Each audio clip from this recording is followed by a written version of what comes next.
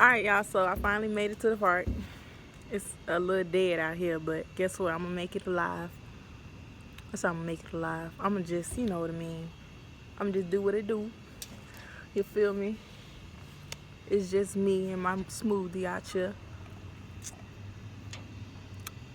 We in this beat, getting crunk, eyebrows on fleek.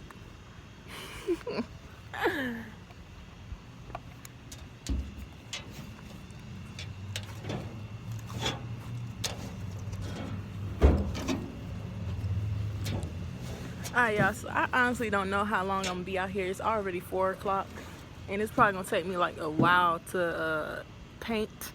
Probably like 4 hours, 5 hours. So I'm gonna go ahead and I was gonna just take notes and stuff.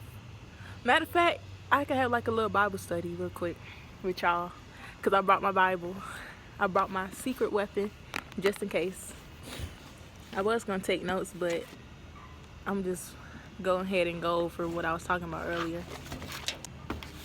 Okay, I think it cut me off, but before I get started painting, because I probably got like 4 hours, it's probably gonna take me 4 or 5 hours to finish painting, but y'all, I'm gonna read back to what I was talking about earlier, and it states, I'm gonna go to 1 Peter chapter 3, just start at verse 8, and it says, "Finally, be ye all of one mind, having compassion one of another. Love as brethren. Be pitiful, be courteous, not rendering evil for evil, or railing for railing, but contrariwise blessing, knowing that ye are thereunto called, that ye should inherit a blessing. For he that will love life and see good days, let him refrain his tongue from evil, and his lips that they speak no guile. Let him issue evil and do good. Let him seek peace. Let him seek peace and ensue it. For the eyes of the Lord are over the righteous, and his ears are open unto their prayers. But the face of the Lord is against them that do evil." They're loud behind playing. Okay, sorry, y'all. "But the face of the Lord is against them that do evil. And who is he that will harm you, if ye be followers of that which is good? And if ye suffer for righteousness' sake, happy are ye. And be not afraid of their terror, neither be troubled. But sanctify the Lord God in your hearts, and be ready always to give an answer to every man that asketh you a reason of the hope that is in you with meekness and fear." And that was 1 Peter chapter 3, verse 8 through 15. Okay, so I'm going to basically try to explain that the best way I can. Apply it to I'm going to basically apply it to myself, and some of y'all can probably relate. So y'all, lately I've just been kind of down and out because one, I don't even have that many friends. I have one best friend. And two, I don't really get out the house at all. I be in my house, like, I really be living like my life, my best life inside my house with I don't know, I can't explain it. Like, I'm not someone who goes out and, just be friendly, this, that, and the third, and can live life and go places and go see people at any time or any given day. I stay in the house 24/7, right? And so it's like lately I just haven't been having any peace as much as I want to. Like, I'll try, but it's like I'm not happy. Like, I always tell myself I'm gonna live my life the way I never got to when I was a child. Like, when I get older, when I, get some money, enough money to go take trips, I'm gonna live my life, not realizing that I can be living my life right now. And that's exactly what I'm doing. I'm making the best of my life that, is right here in front of me, because I serve a God that, is high. I serve a God that is mighty and can give me anything that I put my mind to. I just have to know sometimes I forget that I serve a God that is good. I be forgetting that all I gotta do is take the baby steps. He gonna lead me to where I need to be. I just gotta, put my clothes on and get out the door. I gotta be able to seek that peace. And that's exactly what I did today. Like, I'm sorry, I'm on nose running. But today I just woke up and was like, man, look, I don't have that much energy. I don't have that much energy today, but I'm not gonna let that stop me from living a good day. So I decided to try something new. Every day I wake up and I just do the same thing repeatedly. I feed my spirit. I read the word. I've been in a season of wilderness. Like, I've been in the house to myself, catching up and, preparing myself for taking on this world that I'm about to live in. And, feeding my spirit, reading the word, YouTube videos, and, doing a lot of things to catch up on wisdom and knowledge to prepare myself for whatever try to come my way. Because I don't live in fear, but at all. I could step out the house without my mask, and here comes somebody, oh my gosh, where's your mask? Like, I automatically say I'm covered in the blood. That's just how much that I walk by faith and not by sight. But I've been so much stuck in the house thinking that I'm not going to be able to live, and God was just waiting on me to just take them baby steps. And so today, I just stepped out the house and I told myself, I'm going to walk to the park. I'm going to just go to the park. And then, I was like, I'm going to paint. Because, I love to paint. I've picked up that habit of painting now because I just realized that was what I was called to do. That is where I find my peace and happiness. So y'all have to be able to find what makes you happy, what makes you at peace. And if you don't have peace doing it, if you're not in a place of peace while doing it, go to a place where you actually can find your peace, where you can actually have peace. And so I'll be in the house and it's like 4 of us. And sometimes I can't, do my YouTube videos. Sometimes I can't paint because I don't have peace. I don't have as much peace as I want to. So I decided to try something new, get out the house, and walk to the park and, vlog. I was like a little nervous at first. Like, I was a little nervous to vlog because I sit here and I watch people vlog all the time and just be so, fearless about it. But, this is my first time walking and vlogging on the street. And so... But I did it. I'm gonna try to edit as best I can. But now I'm here at the park, and I made it seem like as if I was, traveling from Mexico to New York or something. I made sure I made the best of this walk. And, I've taken this walk before, but for some reason it just feels different. It feels new. Because I'm new. I'm a new creature, and that's where y'all have to be. Y'all have to get, comfortable with being new and being refreshed, being whole with your true selves. You can't let nobody define who you are. You can't live for nobody else but yourself. And, even if you are younger than 18, just prepare yourself. Prepare yourself, like, be ready to take on this world. Whoever your ancestors are, they probably were living in fear. They probably, were doing things they weren't supposed to. But as long as you stay true to who you are, as long as you obey God, as long as you go and seek your peace the right way, instead of, like it say, and who is he that will harm you if ye be followers of that which is good? If you are going somewhere, for a good reason, not like, let's just use an example. If you're trying to go to the strip club and you try to explain to your mama that you're going to the strip club and she say no, what? That's and you still go anyway. That's full on just, you may be free, you may have free will, but that ain't the right.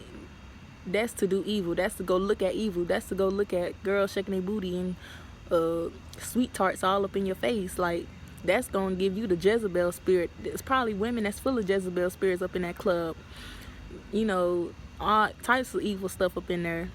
That's for the wrong reasons. But if you are like I'm doing, going to the library or going to the walk, taking a walk to the park to learn, to feel God's presence, to be at peace, to be happy, then that gives you all the right reasons to tell your mom or dad that, hey, I'm going here. And if they say no, guess what? And if you at the right age, they can't do nothing about that.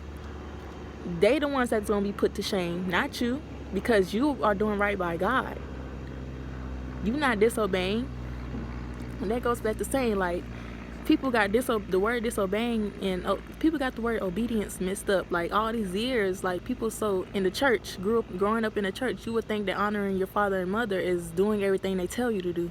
That hinders you. That makes you suffer for the wrong reasons. You not understanding why until you get older, and you just sitting here like, okay, I'm fed up with this. Like, am I supposed to stick here? Am I supposed to stay here? But even if you stuck up underneath that a household where they're making you I'm so all up in the camera, but even if they're making you stay, even if you are in the household and they're making you do things like do the best that you can to control yourself, to just hearken unto them, just listen to them, and then after you finish, go about your business and find your peace. Now if they do it too many times, you got to speak up, use your voice, communicate, tell them, hey, look, right now I'm just tired. Right now I'm tired. I can't do as much as you want me to right now because I'm drained. Like, communicate with them, right? Or if it's a repeated cycle with your mom or dad, you got to really pay attention to what they tell you to do every day. So that way you can already have it done and be like, look, I already did this, that. And then after you finish and they come, go to them, communicate and tell them, hey, I already did this, I already did that, I already did that. And they'll be like, okay. And you won't hear from them again. Because you able to go do what you need to do. Find peace. Go, whether it's drawing, whether it's making TikToks, whether it's coloring, whether it's singing, whatever it is, like, you able to have your peace because you already know what your mom and dad wants you to do, because it's a repeated cycle every day. So y'all got to learn the way around it instead of just suffering, because God does not want you to be, sad in your household. If you don't have enough money to buy your own house or own car, make the best of your life. Get up and go outside in the backyard. Tell them, hey, matter of fact, you don't owe them an explanation. If you are over the age of 18, you owe your parents no explanation of what you're doing. There are people that are 30, 40 years old still listening, counting on their parents to do things for them because they have the wrong definition of obedience. And God tells us obedience is better than sacrifice. You either going to sacrifice your life for your parents, or you're going to sacrifice and surrender to God. What is it? You're going to either have peace living for God, or you're going to suffer trying to make your parents happy because they didn't get a chance to become that child, that that person that they were called to be at a young age.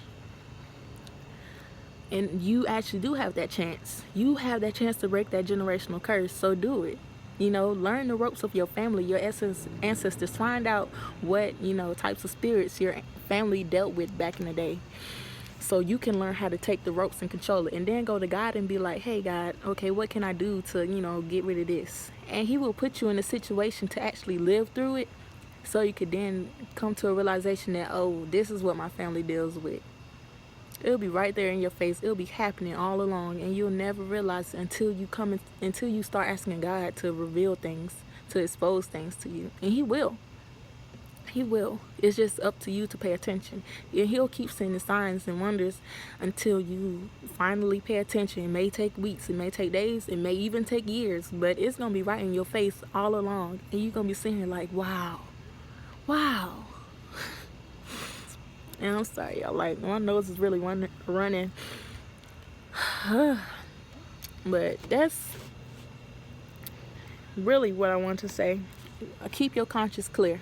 Always keep your mind. As long as your conscience clear and you doing right by God, nobody has no say-so in your life. Not even your parents. Nobody. They can't tell you, because guess what? You doing right in God's eyes. You may not doing right in their eyes, but you're doing right in God's eyes. And y'all, I'm looking up and, like, I'm just being cautious of my surroundings. But even God tells us, hey, you have nothing to fear. When you stepping out in the name of me, when you stepping out and doing what I'm telling you to do, you seeking your peace, you seeking to live right by me, you have nothing to worry about. I got you covered, y'all. Like, I paid for a small, right? I paid for a small smoothie. I had a good little conversation with the girl. She was like, I like your nails. I was like, oh my gosh, thank you. I did them myself. And so she was like, she ended up, I asked for a small, y'all. She gave me a medium. Just like a big old extra large cup. But that's the grace of God right there, because anybody else would have gave me a small. But she gave me a medium. And this don't happen on the regular. I never had nobody say, oh, here you go. I ran out of room for a small, so I just put it in a medium cup. Ain't nobody ever did that to me. They could have, but they didn't. But she did. Because guess what? I'm walking out for the fear of the Lord and not fear of man. I'm not scared of nobody. I ain't scared if I die. Shoot, if I die, I know I'm going to heaven. Or if I die, I know I'm going to heaven. Shoot, I know where I'm going. To be with the Lord. So, yeah, like this, I think I'm going to go ahead and get started with painting. But I just wanted to come on here and say this. For all my young ones out there, my ones that are actually my age, I'm 20, so those that's 18, 21 is still living with their parents and scared to stand up, take a stand for yourself. You still can live right by your parents and still find your peace. You just have to know how to take that control. You just have to know how to be the one to step up your game. Your parents may not can change, but you can change. Once you change, once you become happy, and once you find your peace, and once you do what is right by God, and know how to operate all of it at once, you're going to be prepared not only for, breaking that generational curse, but you're going to be prepared for your husband, your wife. Sometimes you go through seasons to, be also prepared for who God wants to put in your life. You just have to be ready. You just have to sacrifice your time for the Lord. Now, that don't mean, suffering. That don't mean suffering. Now, if your parents telling you to do something too many times, you have to put your foot down. But don't do it in a disrespectful manner. Don't get loud. Don't yell, because that's where things can take another turn. That's when the enemy could come in and use things against you and put it in your face. It's like you're talking to a mirror. That's when the enemy can come in. And then you question yourself. You getting confused. But yeah, y'all. Let me go ahead and get painted. Get to painting. I just wanted to talk to y'all about that. Y'all, I told myself I wasn't gonna bring a jacket, but I probably should have brought a jacket. But then again, I really don't care.